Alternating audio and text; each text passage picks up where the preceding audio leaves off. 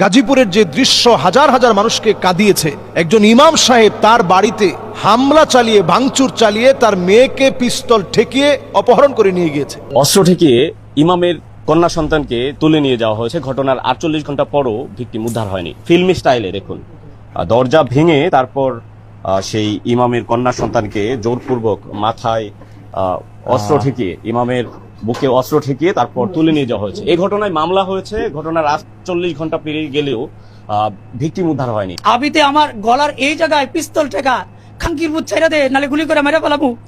আমার মেয়েটা বলে, বাবা আমাকে বাঁচাও, পৃথিবীর বুকে আমি একমাত্র বাবা, আমি একমাত্র বাবা। কত ছিল, কত কিছু হয়েছে, এরকম ঘটনা কখনো হয় নাই। একটা মেয়েকে তার বাবার বুকের থেকে অস্ত্র থেকে বাস্তব নিয়ে যা, এটা একমাত্র জীবন্ত সাক্ষী আমি। আজকে একটি দুঃখজনক বিষয় আমি পরিষ্কার ভাষায় বলতে চাই। এই দেশের মধ্যে আমরা অনেক সময় কোনোভাবেই নিরাপত্তা বোধ করি না। আজকে আমরা গাজীপুরের একটা দৃশ্য দেখে চোখে পানি আটকায় রাখতে পারি নাই। গাজীপুরের যে দৃশ্য হাজার হাজার মানুষকে কাঁদিয়েছে, একজন ইমাম সাহেব তার বাড়িতে